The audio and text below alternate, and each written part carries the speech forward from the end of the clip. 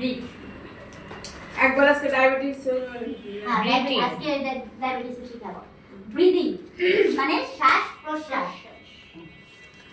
শ্বাস প্রশ্বাস। দাঁড়াও এই প্রশ্বাস লিখে রাখো।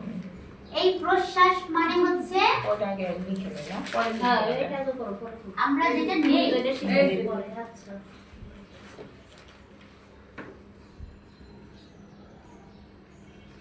আমরা যেটা নেই আর নিঃশ্বাস আমরা যেটা ছাড়ি। ব্রিথিং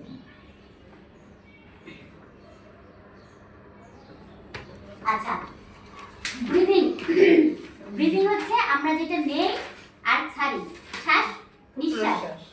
যেটা হচ্ছে প্রশ্বাস প্রশ্বাস প্রশ্বাস মানে যেটা আমরা নিচ্ছি, অক্সিজেন নিচ্ছি, আর যেটা ছাড়ছি সেটা হচ্ছে নিঃশ্বাস। এই কথাতেই কিন্তু বোঝা যায় প্রশ্বাস মানে অক্সিজেনেটেড ভালো যে জিনিসগুলো, সেটা আমাদের ভিতরে যায়। নিঃশ্বাস যেগুলো খারাপ, নিঃশ্বাস খারাপ জিনিস, তার মানে কি কার্বন ডাই অক্সাইড ছাড়ি, তাহলে নিঃশ্বাস আমরা ছাড়ি, তাহলে প্রশ্বাস আর নিঃশ্বাস। এই প্রশ্বাস আর নিঃশ্বাসকে আমরা রেসপিরেশন বা ব্রিদিং বলি। এই যে রেসপিরেশনটা আমরা নেই এটা হচ্ছে 1 মিনিটে আমরা কয়বার নিই? কয়বার নেই? 12 থেকে 16 আর এবার এসে 22 থেকে 25। হ্যাঁ নরমাল রেঞ্জ হচ্ছে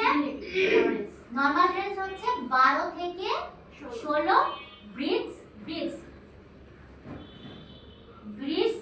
পার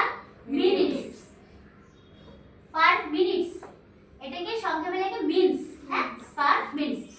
আচ্ছা এভারেজ হচ্ছে কত? 22 থেকে 25 ব্রিথস পার মিনিটস। আমরা পালস রেটের ক্ষেত্রে কি শিখছি? বিটস পার মিনিটস, আর এটা হচ্ছে ব্রিথস পার মিনিট। বুঝছো দুইটার মধ্যে কিন্তু লেখা থাকে দুইটা একই জিনিস, পি এম।